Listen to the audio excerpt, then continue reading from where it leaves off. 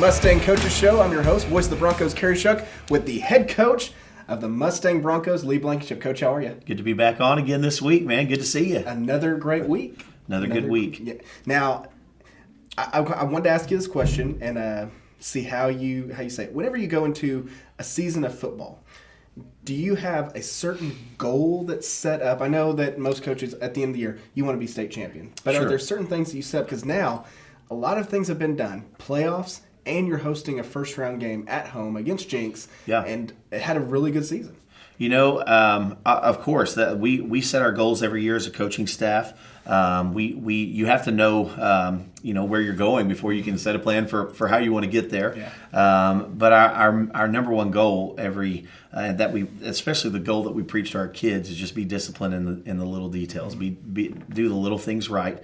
And if you're faithful with the little things, then the big things will take care of themselves. And we've seen that all season long. I'm so excited for our kids and just this opportunity. It is incredible to have an opportunity to host a home playoff game. We've had a good season.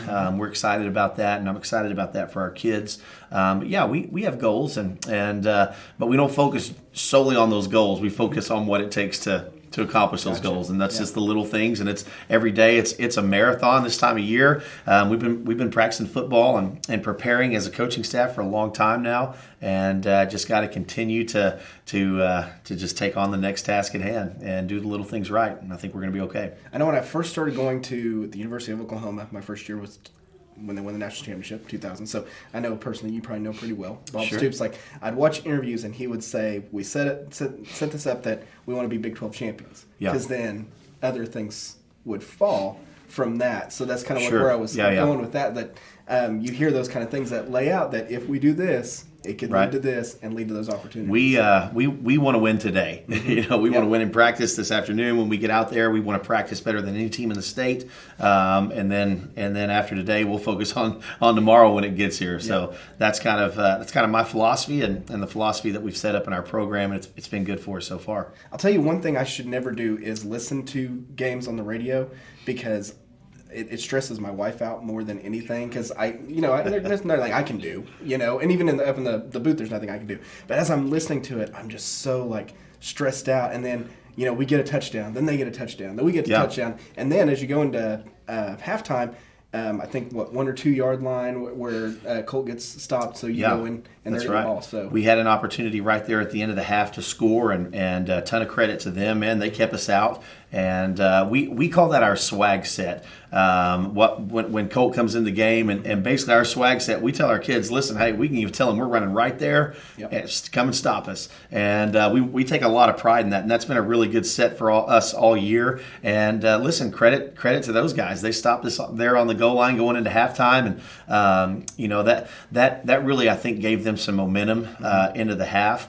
And it probably should have taken some momentum away from us, but that's not where our focus is at. Our focus is on attitude and effort. We tell our kids, I was yelling as we were going into the locker room at halftime, just play the next play. If we just play the next play, we can't focus on what's behind us. We can't control that. We just got to focus on doing our very best job, being the very best version of ourselves on the next play, and just continue to do that throughout the course of the game. And again, those little things turn into big things at the end, and our kids did that, man. To their credit, we were down. They came back out at halftime and put a score on the board and went up by 2 touchdowns. And our kids could have just hung their heads and decided that 4th place in the district, we're still going to the playoffs, would have been okay. But we didn't focus on being down. We just focused on doing our jobs, doing our very best. And we were able to come back and actually win the football game by 2 touchdowns. So that's a ton of credit to our kids,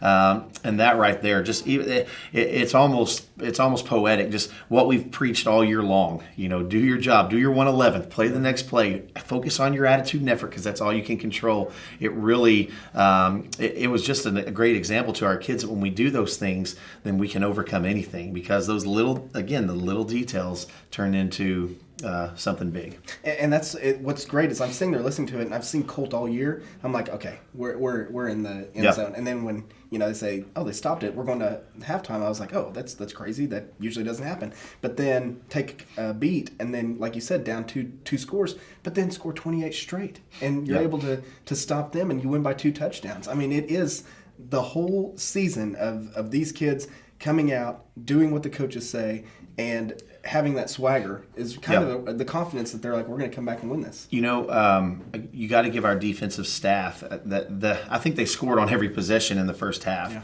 And going into halftime, our defensive coaching staff went in and just made a few minor little adjustments to get our kids in a slightly different alignment, a slightly different gap, and we were able to come out and kind of figure them out and stop them. And then another thing that our kids just did so well, we just kept playing hard, man. Yeah. And offensively, we moved the football. Their quarterback is one of the best players we played this season, and a ton of credit to him. He is a phenomenal athlete. And when he got loose, man, he was hard to tackle. And just as the game went on, we just kept playing hard and playing it with our best effort. And I think we just kind of wore them down a little bit towards the end of the game, where we were able to still be fresh and our team's in good shape. That's another thing. I actually have a hidden thing I say to our kids. All we can control is our attitude and our effort, but we can also control our conditioning in terms of a football program. So we can control how in shape we are. And that's something that we've tried to really do a great job of all year, is just making sure that our kids are in peak shape. I know probably if you ask the kids what's the least favorite thing about football, they would say Tuesdays after practice, when the whole team goes in and lifts weights for another hour and a half. And that's a grind. We do that for multiple reasons, but it's to keep us in shape, and then to also continue to just build on our strength, which helps us prevent injuries. That's something I'm really excited about right now. We are, for the most part, very healthy going into the playoffs. And teams that I've coached in the past that have been healthy at this point of the year have made really good runs, just because, when the other team's banged up and you're feeling good, it's a big advantage for you. Growing up playing sports, coaches would always say, run like it's the fourth quarter, because you want to be the best condition. So that must be great as a coach, knowing that you saw them kind of getting tired, and like we'd said off camera, the quarterback kind of getting a little slower and you're starting to get hits on him. Yep. And then it gets to the point where you can see your team is more conditioned than another team. As as the game went on, we can see that, and that definitely is exciting. As a coach, to know that we're in great shape at this point of the year. And again, just the fact that we're staying healthy. And a lot of credit to our kids, man. They just continue to play hard the whole game. If we let up even a little bit when we're down by 2 touchdowns, if we take a series off on either side of the ball, the outcome might not have been what it was. But our kids just continue to give their very best effort on every single play. And like I've repetitively said, those little things, those little details, I'm a firm believer if you can be faithful with a little, then you can be trusted with much. And those little things that we were faithful with turned into much. So it's pretty exciting. And I got to give credit to Coach McDaniel too. I talked to Coach Dollar and his staff at halftime, just making a few adjustments, and I think they came out and scored the opening kickoff. Again, there's that momentum. Yeah. We're not really a momentum-driven team. We're not an emotionally driven team. We want to be just a do your job, go to work mentality type of football team, regardless of the surroundings. The things we can't control aren't important to us. Focus on ourselves. But so they kind of rode that emotion. They got the big stop there at the end of the second half. They come back out and score, and our kids just continued to do their jobs. But our offense, Coach McDaniel's designed our offense, our offensive coordinator, in such a way that we feel like we can win in the fourth quarter at any time. We want to get up and get on the ball and snap it, and we want to be physical. We want to be fast, and our offense really is designed for that. So our kids never flinched. Our coaches never flinched. We just kept working hard and trying to do our job, and it paid off for us. So, well, and one thing to see from that is, just like you said, it isn't.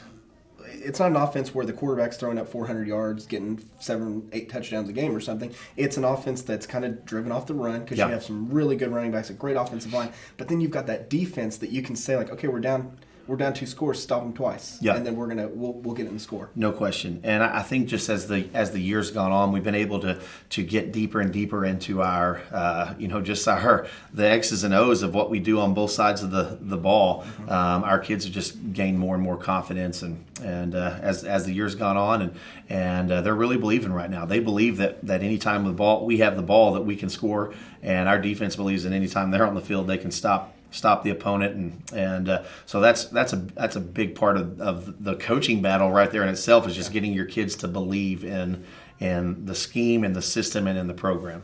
Well, and definitely moving into the rushing, Harvey and Kari, another big week. Yeah. I mean, it's just crazy to see how well, and I always want to be somebody that gives credit to the offensive line. No doubt. I didn't get to see it, but I hear as they're getting holes, I'm like, well, they're doing their job. No question about it. Our offensive line has just played just outstanding football, especially this back half of the season.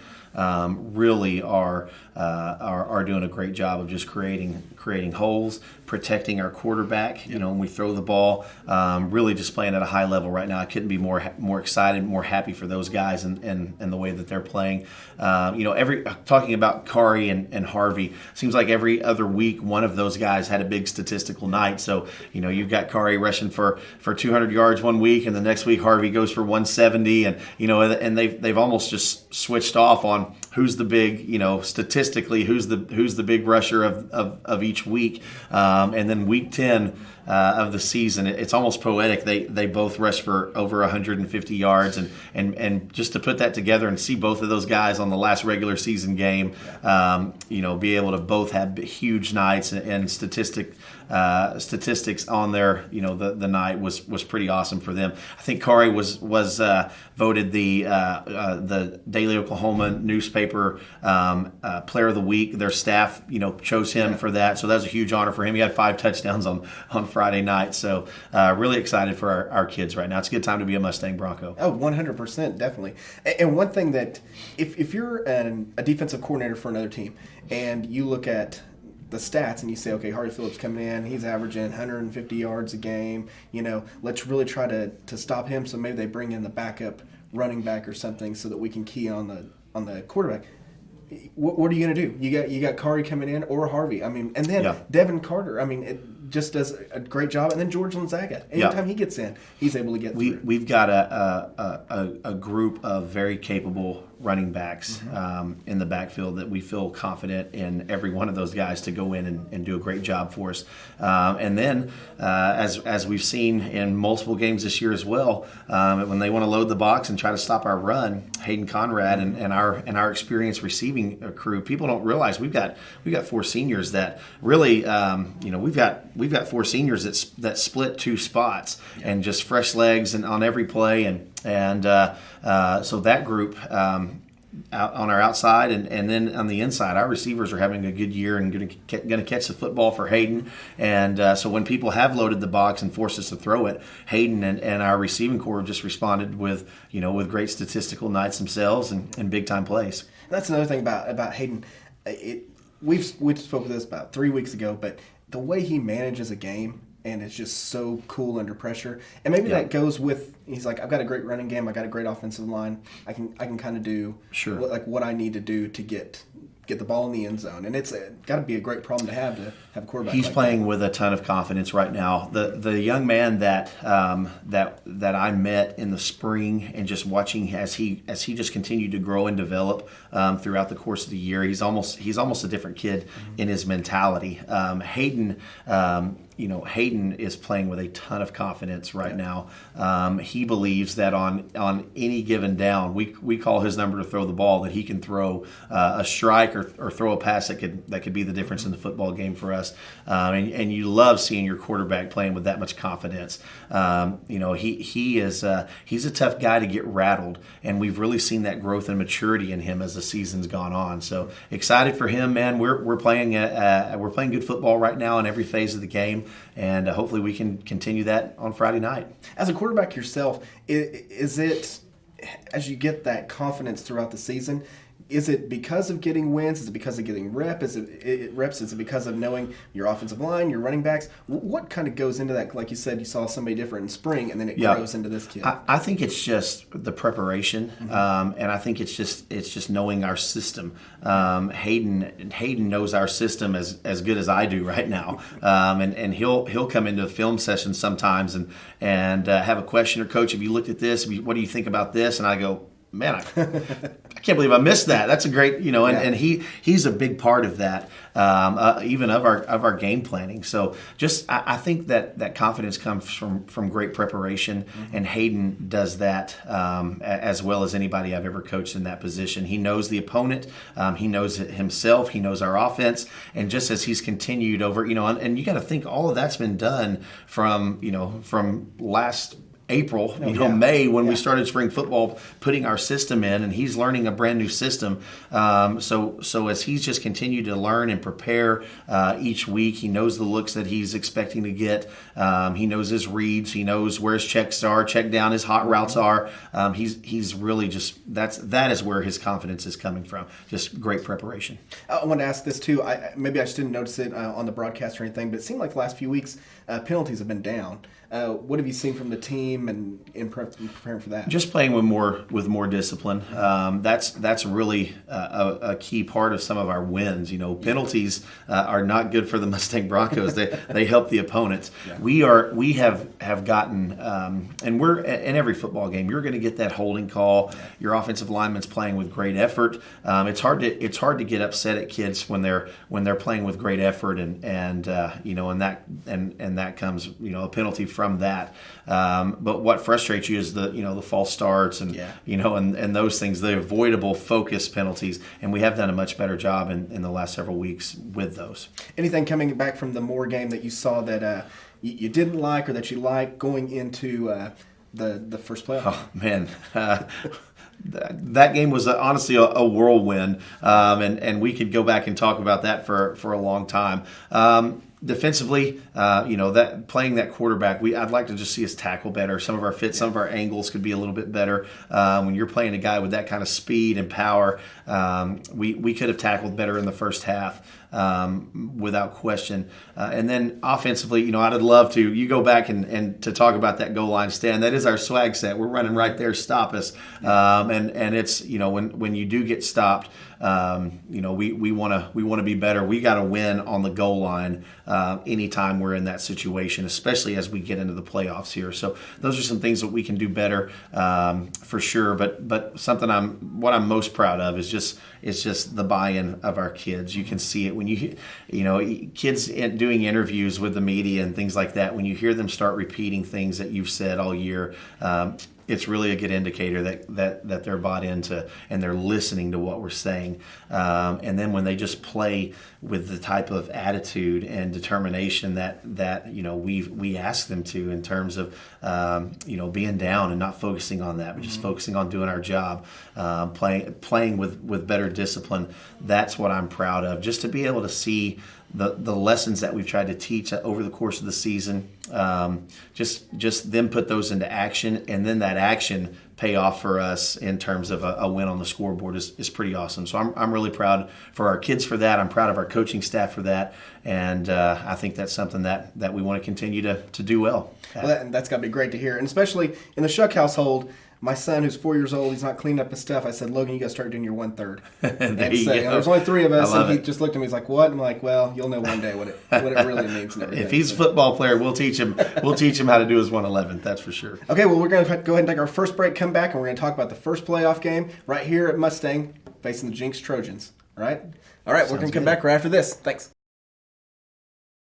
Hey, 6th to 12th graders. It doesn't matter who you are or what you're into. If you're looking for a place to connect, if you're looking for answers, if you're in need of some encouragement or just looking for a friend, come on over and join us at First Baptist Mustang on Wednesdays at 6:30. We're a place for you.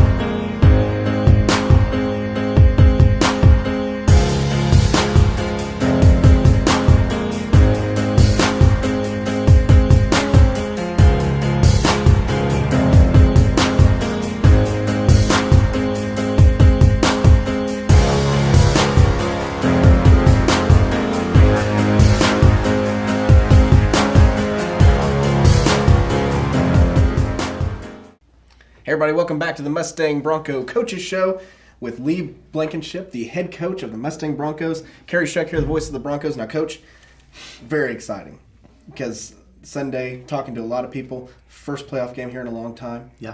And going up against the Jenks Trojans. I mean, it's kind of one of those matchups that you want to see, and especially having your home field, especially going into the first part of the playoffs. Absolutely, I think I've seen a lot of the media outlets have picked this as one of the top games in the state for this week. So, listen, it's an honor and a privilege to have an opportunity to play against a program like that. Keith Riggs, the head coach there, has been good to me over the course of my career, and as a young coach, when I was the head football coach at Beggs High School.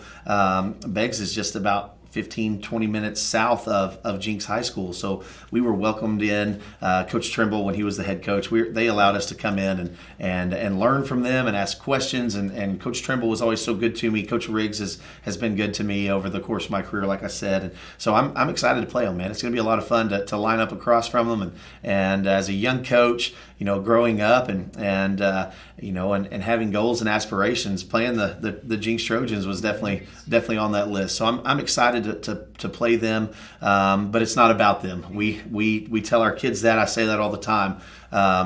Jenks has a great tradition. They have an incredible program. Their facilities are outstanding, but those things can't beat us on Friday night if we don't focus on them. It's about us being the very best version of us that we can be. Our players doing their 111th, doing their job on every play, and if we focus on that, we can control those things. And I feel like we'll have a chance to be successful against anybody as long as we approach it that way. Talking to you all season with the Coaches Show, and I'm going to just date myself in age right here. You always remind me of a Gene Hackman character from Hoosiers, because there's a scene where he'll drop they go to the state championship game and he drops the measure and he's like 10 feet and then he goes to the free throw line, it's 15 feet. Great movie. Oh, great movie. but you can't look at who the opponent is. You would say the same thing when it's Owasso, when it's Broken Arrow, the defending state champs. Doesn't matter who's on the other side. If you do everything that you're supposed to do on your end, the way we've set everything up, we will be victorious and we'll have good opportunities. No question. And listen, and I just firmly believe in that. If you can't control those things, then it doesn't do any good to dwell on them, to focus on them. We need to focus on what we can control, and that's it. And that's our attitude and our effort. And when those things are great, you can be successful. The biggest battles on a Friday night are not against an opponent. It's when you're down by 2 touchdowns, and can you stay in the game? Can you keep your focus? Can you continue to play hard? Regardless of what's surrounding you or surrounding the game or the score or the officials, that maybe makes a bad call or a call that goes against you. If we focus on what we can control, our mentality, our attitude will stay good, and our effort will stay great. And that's how you win football games, is by giving great effort. Mm-hmm. And I'm a strong believer in everything that goes on through the season, everything you can learn from. You can use in key situations. Like the other night, you're on the road with a big. You can have the first playoff game at home. You go from, you can be a 2nd seed or 4th seed, and that's a big moment to come back from 2 touchdowns and win. No question about it. And I think our kids, even in that moment, I like blowout games, especially when we're the ones that are on top on the scoreboard, and those types of games are a lot less stressful. But our kids can learn, and I believe did maybe not even learn a lesson, but just more than anything, it just validated a lesson that we've been teaching for a long time and trying to get our kids to buy into, that if we'll play this way, if we'll keep our focus on these things, that we can be successful, we can overcome adverse situations, and we can beat anyone. That's something that we really have to focus on this week, especially when you got a team coming in with such a great tradition. And when Jenks pulls into stadiums, and I know over the course of the last 25 years, and their bus pulls in, they beat some people just from that. Yeah. But listen, those buses can't run out there on the football field and play the game. Yeah. The kids still have to play that game. So focus on what we can control. It's not about Jenks. It's about us. It's about the Mustang Broncos. It's about representing our community the right way with great character, being leaders on the field, playing with great attitude, great effort, and those are the things that we can control. And that's what I expect from our kids on Friday night. I think that we've proven in this, for our kids, this great experiment is what I almost felt like it was at starting off. We're going to give this a try, what Coach Blankenship's saying, and see if it works. Yeah.